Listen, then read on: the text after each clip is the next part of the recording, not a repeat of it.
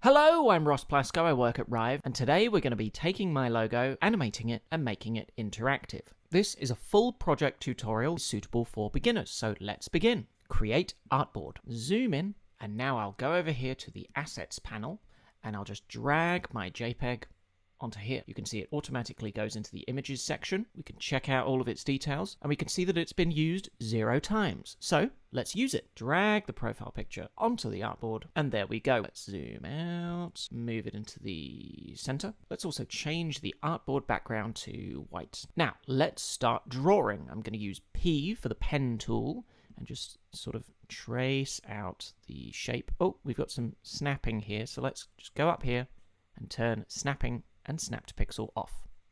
And now I can continue undistracted by the snapping feature, which is sometimes useful, but just not today. Once you're done editing the path, tap Enter.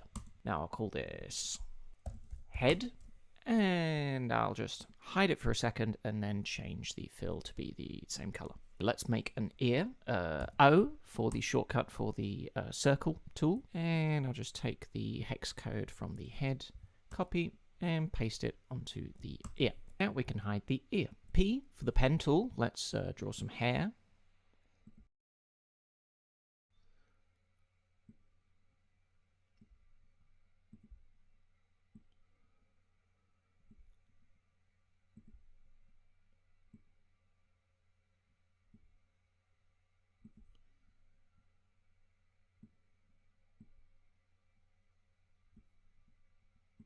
Excellent. Let's call this hair and change the color to that. Then I will drag the hair layer down below the ear because the ear needs to be above the hair. Let's just hide the hair now. O for the ellipse tool. Let's make these two bits of hair. Corner hair 1. Duplicate with Command D and call this corner hair 2. Excellent. Grab the hex code off of the hair copy and highlight these two. Paste. Now let's draw these eyebrows. I'll just make them out of a couple of lines. Delete the fill because they're just going to be strokes. Call this left brow. Grab the hex code, paste it onto the brow, duplicate the brow, call it right brow. Tap Enter and Enter again. Then we'll just move the path points like that. Tap Enter to be done. And let's draw the mouth shape. And I'll show you something interesting that is different about Rive and other animation software. So let's say I draw this mouth shape, right? Call it mouth shape, and we add a stroke. And I'll make that stroke, you know, that big. Change the color to black just for this explanation. Okay, so I'll draw a couple of teeth, right? And I'm gonna clip this layer to the mouth layer, right? Naturally, you would expect it to just be clipped to the shape, but that's not what happens in Rive. So I just tap clip and then do it to mouth shape, and you'll see that the shape is clipped to the path. The stroke itself is not in the clipping calculations. So what am I gonna do instead? I'll just delete these, and I will draw the path itself.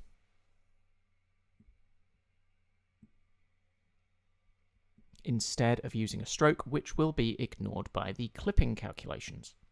Okay, call this mouth shape. Just grab the color of the mouth shape from the eyebrow, copy and paste it there. And now, when I draw my teeth,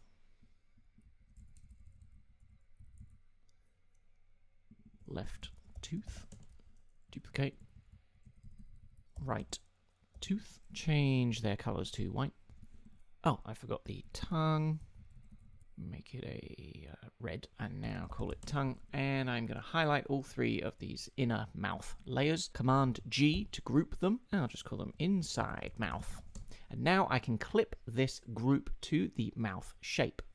Go over here, clip, and pick mouth shape as the target. Of course, turn on the mouth shape. And now they are all perfectly clipped. Highlight these 2 layers and Command G again and call this mouth. So I can just move the mouth and the insides as one. What's missing? Oh yes, a nose. P for pen tool and draw a curved line like that. Delete the fill. create a stroke, call this nose, and of course increase the thickness of the stroke. However, we're going to change the stroke from solid to radial, and I'll set this to be up here, and then the edge of the circle down here. I'm going to set both of them to the same red color. Copy and paste, except this one up here, set the alpha channel to 0. And I can still see the roundness here, so I'll just move this along here, and now the gradient has moved. How does that look by itself? Perfect. Hide that. O for circle, and let's make a couple of eyes. White. Left eye white. Duplicate that. Right eye white. Hide these two so we can see the pupils and how big they need to be. Make that black. Left pupil. Duplicate, move it across. Okay, I'm going to delete the profile picture guide layer. I'm also going to delete it from the assets to save file space. Back to the hierarchy, highlight all of the layers. Command G, call this head, and Command G again, and call this root. Now, if we want to move the head around, we just move the head group, and we will never, ever, ever animate the root group. Just leave it as it is. When we're animating, I'm going to want to move all of the facial features as one. So I'll highlight them all, Command G, group them, call that face. And now, you're probably wondering why I haven't clipped the pupils. Well, it's going to make the coming explanation a little bit easier to understand if they are not clipped. So, how do we get the pupils to follow my mouse? Let's go into animate mode and create a couple of listeners. Call this left pupil follow and call this right pupil follow. Okay, in left pupil follow, the target should be the left pupil. Go into the settings and change pointer enter to pointer move. Then we can delete this and we can add align target. The target should be the left pupil again. So now when we press play, nothing happens. This is because my mouse needs to move over the left pupil in order to activate it following my mouse, like that. I don't want that. I want my mouse to be anywhere on the canvas and for the pupil to follow my mouse. How do I do this? Well, tab to go back to design mode, highlight the left pupil, Command G to create a group, call this the left pupil group, and inside that group, I'm actually going to duplicate the left pupil. Drag this one below and call it the left pupil hitbox. Then go up to scale and scale it so that it is massive, but then you can actually delete the fill. So we have a absolutely massive left pupil hitbox that is invisible. Press tab and we're going to go back into the left pupil follow and change the target to be the left pupil group and change this one as well, left pupil group. So we're currently listening to whether or not my mouse is moving over the left pupil group, and it will do wherever my mouse is because the hitbox inside that group is so big, wherever my mouse is, it will be touching the hitbox. Then, if my pointer is moving on that group, we align the group itself to the pointer, meaning if I press play and move my mouse, the group is indeed following my mouse. And that is pretty cool. However, I do not want the left pupil to be able to leave the center of the left eye. How do I do this? Well, I use a distance constraint. Let me show you how. Highlight the left pupil group and go over to Constraints. Press plus, Distance. Now in the settings, set the target to be the left eye white. Back to the settings and make sure that the mode is closer. This way, when I press play, the pupil is only allowed to be a certain distance from the center of the target. And in the constraint settings, I can change the distance at which it is allowed to be away from the center of the target. For me, that's about 23. So now if I press play, the pupil follows the mouse, but it is constrained to a certain distance from the center of the left eye. And now I can clip the left pupil group to the left eye white, and it makes perfect sense. Let's do the exact same thing to the right pupil. So highlight the right pupil, Command G, call it right pupil group. Press tab to go back to design mode so we can edit the layers. Command D, drag this below and call this right pupil hitbox. Increase the scale so that it covers a large surface area. Delete the fill. Tab to show the listeners. Go to right pupil follow and set the target to be the right pupil group. Then we can change this to pointer move. We can delete this and plus align target. Set the target to be the right pupil group as well. So now I press play. The circle is following the mouse. Let's set the distance constraint. Go into the settings, set the target to be the right eye white, and if I remember correctly, the distance on the other eye was about 23. Press play. Okay, good. Now we can clip the group to the right eye white, and now both eyes follow the cursor. So now if I go into timeline 1 and set it to loop and increase the length and set a work area, I can make the character bounce up and down, and the pupils will follow my mouse. So let's animate the head with scale and Y position. Tap U to show all of the keyframes. Move it down, make it wider and shorter. Then at the top, make it skinnier and taller. Copy and paste these keyframes at the end. Easy ease over here. So it does this.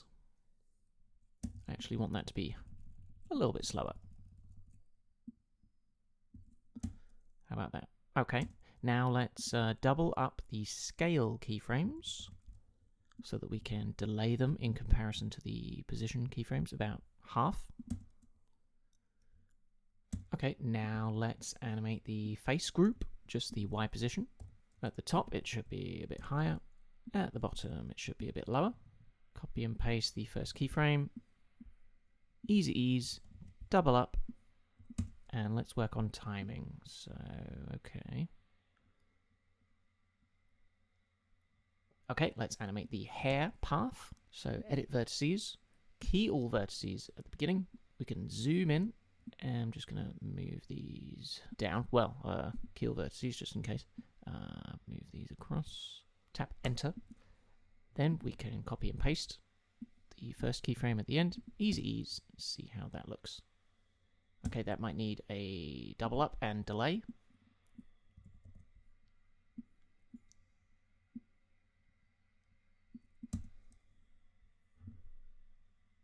Okay, very cool. So if we go into the state machine and press play, the animation plays, but at the same time, the eyes are able to follow our cursor. Let's add some more things. So if my cursor were to go near his eyes, maybe I want him to get annoyed. Let's do that. I'm going to use the pen tool and I'm going to draw a top lid. Enter. Call this top lid.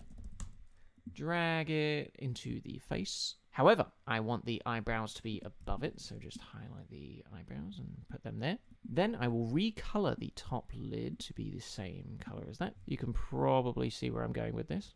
Okay, we've moved the top lid up, and I can see that the hair and the ear need to be above just above everything. Super cool. So if I go back into the state machine, timeline 1 is our bouncing loop, and that is running on state machine layer 1. If you want 2 concurrent animations to be playing at once, you need multiple state machine layers. Press plus. Now we have state machine layer 2, and I can add some states to this state machine layer and have another layer of interactivity. So let's create a couple of states. Lid up.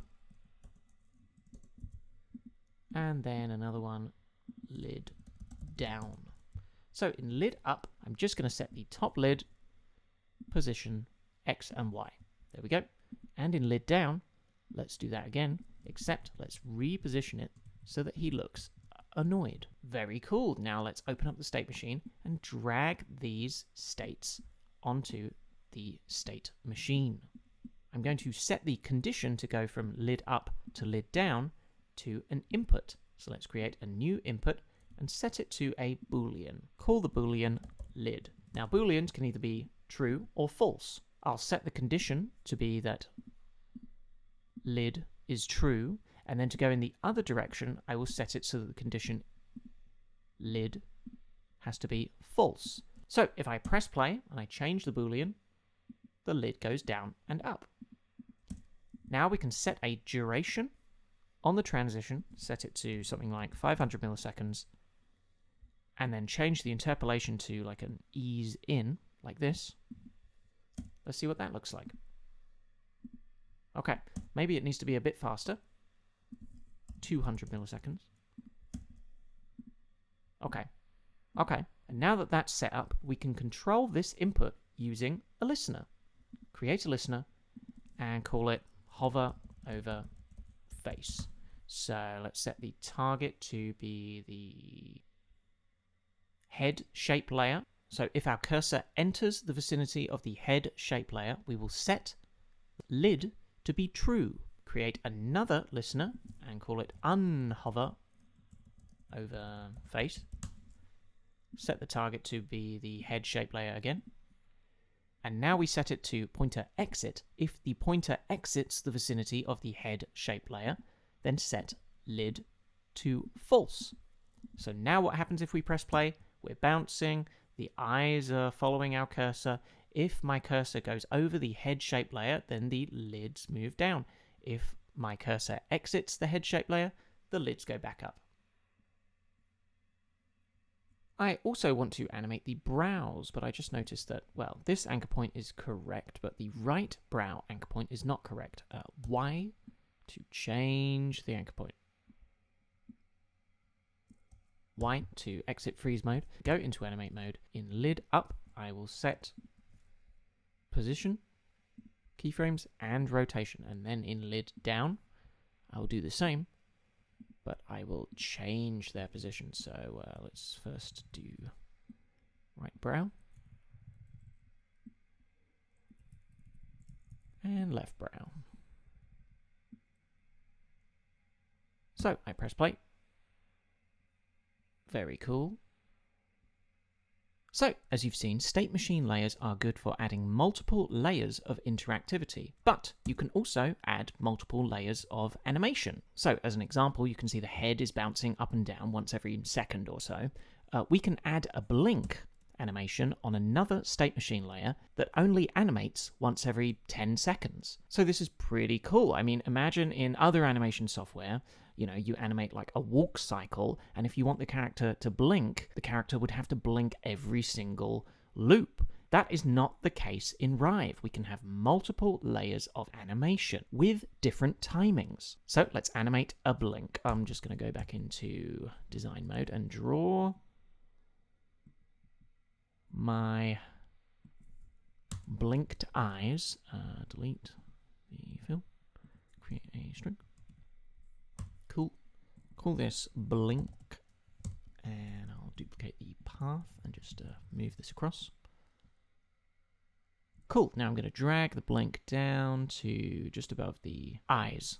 And while we're in design mode, I'm going to set the opacity to 0. Let's go back into animate mode and create another timeline, drag it to the bottom, and call this blink. Change it to a loop, increase the size, and create a work area and zoom out. At the beginning of the loop, I'm going to set a keyframe for blink at 0%, and I'm also going to set keyframes for the pupils and eyes at 100%.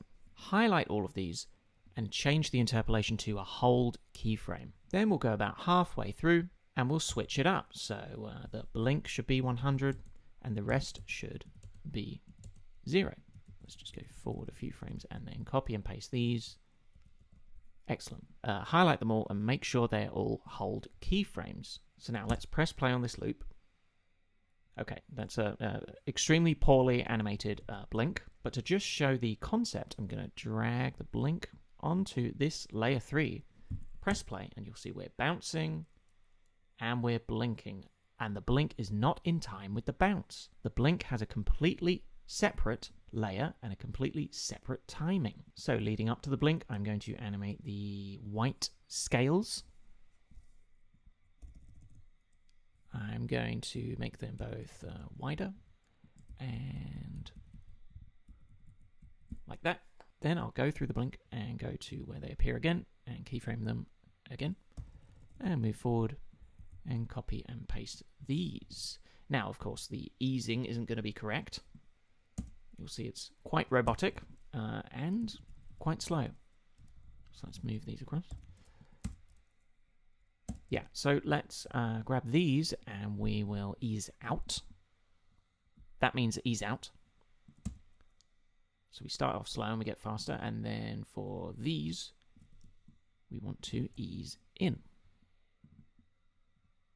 Like that. Okay, then what I'm going to do is animate the paths of these two blink shapes to match the shape of these eyes as they close. So, okay, let's do this first path, key all vertices, and then I'm going to go forward and key all vertices again. However, I'm going to add another one there in the center. So at the beginning, I'm going to match the shape to what the eyes are. And then I'll do the same at the end. I'll just copy and paste so it matches the shape. And I will tap enter, and I'll do the same over here too. So key all vertices at the beginning, key all vertices in the middle, and the same at the end. Match the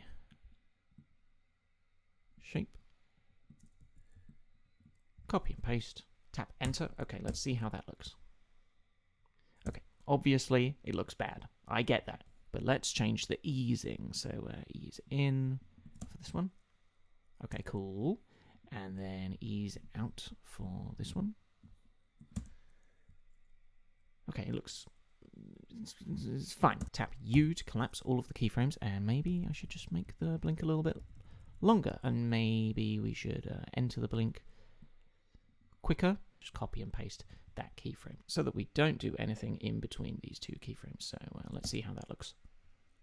Okay, so now we have our blinking loop, and we can extend it so that we only blink every 5 seconds. Go to the state machine, press play. He blinks. He bounces. He follows our cursor. He gets annoyed when we touch his face. Awesome. So let's implement this thing on a website and see if we come into any issues. Go up here to export and export our .riv. Then open up Framer and go to plugins and search for the Rive plugin. Then just simply drag and drop your .riv into here. Here we have our file, drag it into place, and to test out the interactivity, go up here and press play. The animation is working, but the interactivity is not... oh, something happened. It's because our mouse has to be touching the file's boundaries. But I don't want that. I don't want the eyes to like freeze down there if we touch the file there and then go out. I don't want the eyes to freeze like that. Maybe it could be good if the mouse exits the vicinity of the file, the eyes might perhaps return to that position. How do we do that? Well, let's do it in Rive.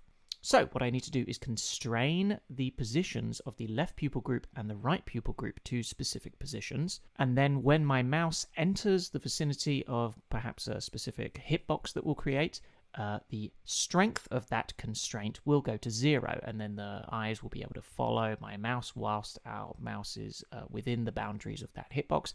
And then when our mouse leaves that hitbox, the strength of the constraint will go back to 100% again, and the eyes will return to this position. So the first thing we need to do is set up a couple of layers with the specific positions that we want to constrain the pupils to. Here we go. I'll just create any shape. It doesn't matter what shape, because we're just going to hide it anyway, so delete the fill. And I want the position of this shape to be exactly what the position of this left pupil group shape is. So copy the X position from the left pupil group, and actually I'll just drag this above, call this left constraint. Okay, and I'll paste the X position, and now I'll grab the Y position from the left pupil group and paste it into the left constraint as well.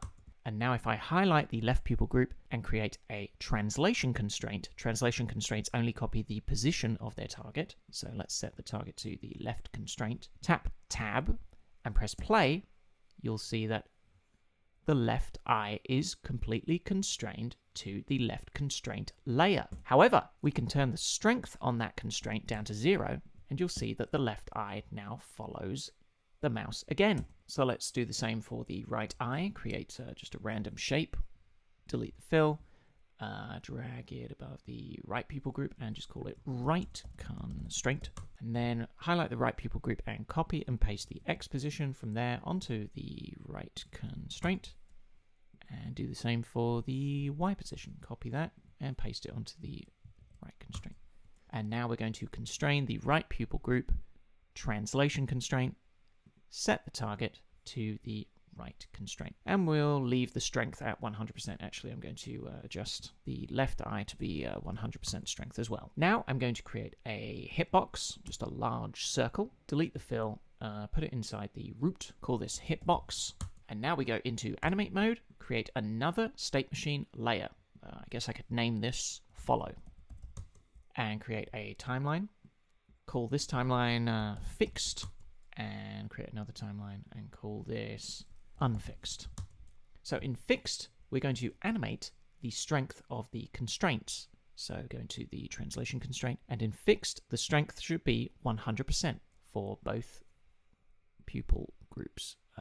Keyframe for 100%. There we go.